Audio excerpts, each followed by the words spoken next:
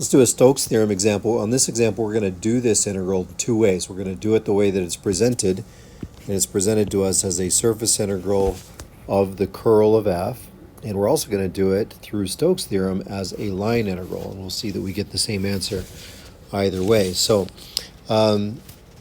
we have our outward normal upper hemisphere. I guess we should add outward normal. Should have been in the problem statement, but wasn't. So outward normal, upper hemisphere, radius 1. So we are dealing with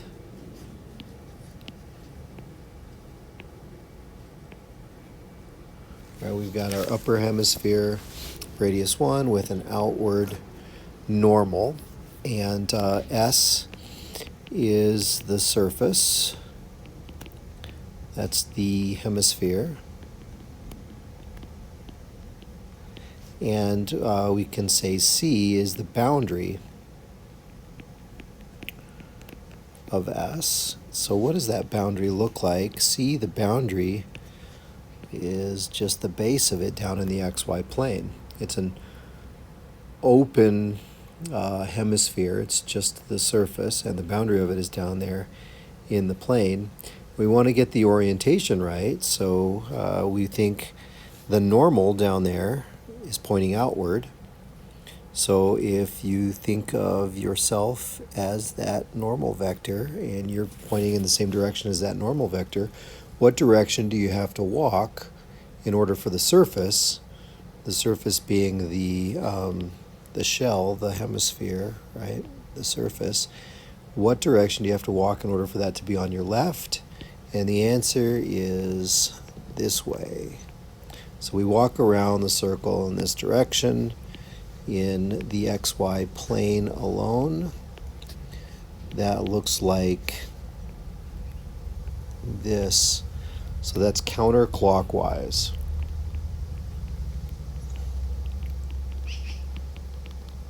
And you see how the orientation of the surface, the outward normal statement for the surface, determines the orientation of the boundary of the surface, the counterclockwise part here. Right. So we have that. Now, what is that curve? That curve down there is a circle. We know how to parameterize a circle. So the parametrization of the circle, we have cosine t comma sine t. And, well, it's comma 0 because this is in 3D, and everything with Stokes theorem we think of as in 3D, even though this lives on the XY plane. The rest of the problem is three-dimensional, so we keep that 0 component for z. That means r prime is going to be negative sine of t, comma cosine of t, comma 0. And for a what Stokes theorem tells us, maybe getting a little ahead of myself here, Stokes theorem tells us that this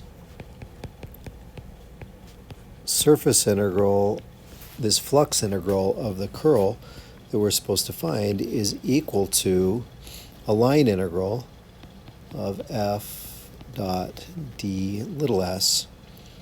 And we know how to do the line integral, so we're going to do this as a line integral. So as the line integral, we've already done some of the work for that by figuring out the boundary of the surface and the parameterization of it. So as a line integral, we are going from 0 to 2 pi in our parameterization, and could have formally written that in there when we wrote the parameterization, and that's a good idea, I think. And the line integral is going to be f, the function that we're integrating. The function we're integrating is negative y. Right, so let's just remember what f is in a place where we can see it. So there's f, and so negative y along this line, y is sine of t, and x is cosine of t.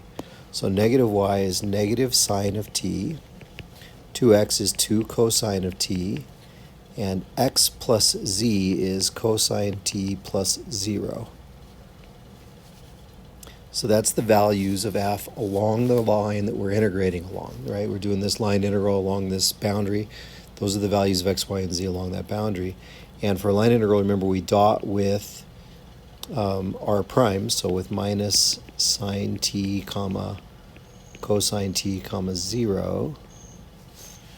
And let's see, dt, I guess.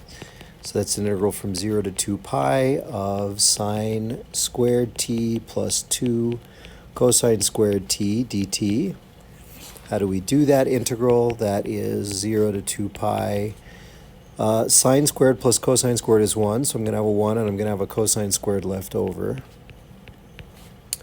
And that is the integral from 0 to 2 pi of 1 plus 1/2 plus 1/2 cosine 2t, using the standard identity for how we deal with a cosine squared. That's how we deal with it, is with that identity. Cosine squared is 1/2 plus 1/2 cosine 2t. I can now integrate that. 1 plus a half is 3/2, so that's 3/2 t. And the integral of cosine is sine, so it's going to be a 1/4 sine of 2t from 0 to 2 pi. Sine of 4 pi is 0, sine of 0 is 0. This all just comes out to be 3 pi. So that is the answer. That's the value of this integral, and that's doing it as a line integral. As a surface integral, we should get the same thing according to Stokes' theorem. So as a surface integral, we do need to find the curl of f. So we do that. We have I, the partial with respect to x, negative y, j hat, partial with respect to y to x, k hat, partial with respect to z, x plus z. This is f, and the rest of that is all from the definition of the curl. This, let's see, we have an I hat 0 minus 0 minus j hat times 0 minus 1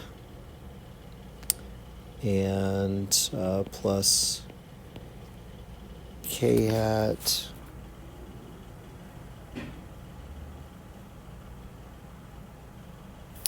let's see, k hat, we have a 2 minus a negative 1. So we get the vector 0, 1, 3. And that's the curl of f, so that's nice. That's what we're integrating. The surface is a hemisphere, and so our parameterization for that is it's a circle of radius 1, so it's going to be cosine theta sine phi, sine theta sine phi, and cosine phi. Those are the x, y, z values on our surface. And the normal vector is going to be cosine theta sine squared phi, sine theta sine squared phi, and sine phi cosine phi. These are on our test cheat sheet and should not necessarily be memorized. So just use the cheat sheet, and that's the parameterization for a sphere, or part of a sphere in this case, and the normal vector for a sphere. This is the outward normal, so it's what we wanted. So the surface integral becomes, we have phi going from 0 to pi halves, we have theta going from 0 to 2 pi, we have the function we're integrating 0, 1, 3, dotted with the normal vector, cosine theta sine squared phi, sine theta sine squared phi, cosine phi sine phi, and that's d theta d phi. Now, if the curl of f had been something other than constants here, 0, 1, 3, we'd have had to replace x, y, and z with the values of x, y, and z from the parameterization. But since it was a constant, there was nothing to replace, and that made it slightly easier, although this still looks like it's going to be pretty bad. So let's look at this dot product. We're going to have a sine theta sine squared phi plus 3 sine phi cosine phi d theta d phi.